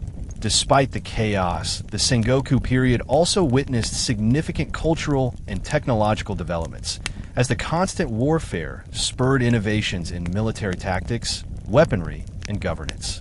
During the Sengoku period, the samurai were at the heart of Japan's military and political structure. Samurai warriors, who had served feudal lords since the Kamakura period, took on an increasingly important role as military leaders and administrators. The daimyos relied on their samurai to maintain control over their territories, and in return, the samurai were granted land, stipends, and power. The Sengoku period saw the emergence of new types of samurai, as warlords sought to increase their influence and military capacity. These samurai were not only fighters, but also bureaucrats and strategists who played critical roles in governance. Some of the most skilled samurai commanders, such as Oda Nobunaga, were instrumental in shaping the military landscape, using innovative tactics like gunpowder and firearms, which had recently been introduced to Japan via Portuguese traders. The samurai ethos during the Sengoku period was heavily influenced by the Bushido Code, but it evolved as the demands of warfare and political ambition changed. Bushido emphasized loyalty, honor, and courage, but it also came to reflect a pragmatic approach to war and governance. As a result, samurai leaders during this time were not simply bound by the traditional ideals of loyalty, but also focused on securing and expanding their power through military and strategic innovation. This period also saw the creation of large, well-organized armies led by capable generals who used a combination of traditional Japanese tactics and newly introduced military techniques, including the use of matchlock guns. The samurai's role in the Sengoku period was essential to the process of unification that would eventually bring an end to the era of warring states. The rise of Oda Nobunaga in the 16th century marked a turning point in Japan's warring states period. Nobunaga, a formidable warlord from the Oda clan, sought to unite Japan under his rule and put an end to the constant civil conflict that had plagued the country for over a century. His innovative military strategies and ruthless political maneuvers allowed him to defeat rival warlords and expand his influence. Nobunaga's military success was due, in part, to his willingness to adopt new technologies and methods. One of his most notable contributions was his use of matchlock firearms, which had been introduced to Japan by Portuguese traders in the 1540s. Nobunaga's forces were among the first in Japan to use firearms in battle, and he effectively employed them in key victories, such as the Battle of Nagashino, 1575, where his forces decisively defeated the cavalry of the Takeda clan. In addition to his military prowess, Nobunaga was a shrewd political leader. He forged alliances with other powerful warlords and effectively manipulated rival factions to weaken his enemies. His leadership led to the collapse of traditional power structures and the consolidation of control over much of central Japan. Despite his success, Nobunaga's ambitions were cut short when he was betrayed by one of his own generals, Akechi Mitsuhide, and committed seppuku, ritual suicide, in 1582. While Nobunaga's death temporarily stalled his efforts to unify Japan, his work laid the groundwork for the future unification of the country. His successor, Toyotomi Hideyoshi, continued his efforts and eventually succeeded in bringing Japan under unified rule. After the death of Oda Nobunaga in 1582, the mantle of leadership fell to Toyotomi Hideyoshi, one of Nobunaga's most trusted generals. Hideyoshi, a commoner by birth, rose to become one of the most powerful and influential figures in Japanese history. His ascent was remarkable not only because of his military achievements, but also due to his ability to unify Japan under his rule after a century of civil war. Hideyoshi's rise began when he helped Nobunaga achieve military victories, and after Nobunaga's death, Hideyoshi quickly moved to consolidate power, defeating rival warlords and securing control over much of Japan. He was instrumental in uniting the country through a series of military campaigns, including the siege of Takamatsu and the Battle of Shizugate. By the late 1580s, Hideyoshi had effectively unified Japan, establishing his dominance over both the imperial family and the remaining independent daimyos. One of Hideyoshi's most significant achievements was his implementation of a land survey, which allowed him to redistribute land and strengthen his control over the samurai class. By standardizing land ownership and taxing the samurai and peasantry, Hideyoshi ensured that his government had a steady income. His efforts also helped establish a clear social hierarchy, which placed the samurai at the top and solidified their loyalty to the state.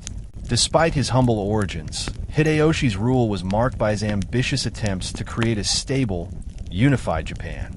He sought to consolidate power further by ordering the sword hunt in 1588, which disarmed peasants and reinforced the samurai's role as Japan's primary military class. Hideyoshi's government was also focused on the construction of monumental projects, such as the famous Osaka Castle, which serve as a symbol of his power and authority. Despite his achievements in unification, Toyotomi Hideyoshi's reign was also marked by military overreach. In the late 1590s, he launched two invasions of Korea, known as the Imjin War, 1592 to 1598, with the aim of using Korea as a staging ground for further military campaigns in China. The invasions, however, proved to be disastrous for Japan, as they were met with fierce resistance from the Korean military and Chinese forces. Hideyoshi's dream of expanding his empire beyond Japan's borders ended in failure, and the invasions left Japan financially strained and politically unstable. The invasions of Korea not only drained Hideyoshi's resources, but also weakened his internal control. The long-term impact of the military failures was a loss of credibility among the samurai and daimyos, who began to question his leadership. Hideyoshi's later years were characterized by internal struggles for power, and his death in 1598 marked the end of his direct control over Japan. Despite his military failures, Hideyoshi's reign had a lasting impact on Japanese history. His efforts to centralize power and unify the country paved the way for his successor, Tokugawa Ieyasu, to establish the Tokugawa Shogunate, which would rule Japan for more than 250 years. Hideyoshi's land reforms, his consolidation of samurai power, and his efforts to stabilize the country set the stage for the peaceful and prosperous Edo period. After Hideyoshi's death, Japan entered a brief period of political instability, known as the Sengoku Jidai, as his death created a power vacuum. However, Hideyoshi's successor, Tokugawa Ieyasu, emerged as the ultimate victor, consolidating power and establishing the Tokugawa Shogunate in 1603. Ieyasu's victory at the Battle of Sekigahara in 1600 was the decisive moment that ended the Sengoku period, leading to a long period of peace and stability under Tokugawa rule. Ieyasu's Tokugawa Shogunate, which lasted until 1868, marked the final unification of Japan, putting an end to the feudal warfare that had characterized the previous centuries. The Tokugawa regime established a strict social hierarchy, maintained internal peace, and implemented policies that isolated Japan from foreign influence. The period of Tokugawa rule, known as the Edo period, allowed Japan to experience significant cultural and economic growth. but it also established a rigid social order that limited political mobility and stifled potential reforms until the arrival of the West in the 19th century. As we conclude today's exploration, the story of the Taika Reforms and the path to the Tokugawa Shogunate teaches us important lessons about political ambition, the power of military leadership, and the impact of cultural exchanges.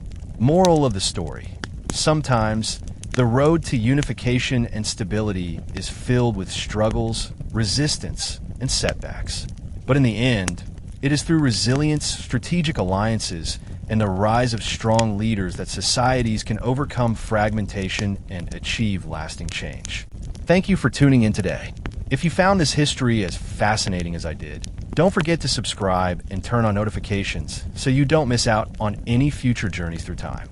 Join me again here at this channel, where we continue to uncover the past and learn from it. Until next time, keep exploring history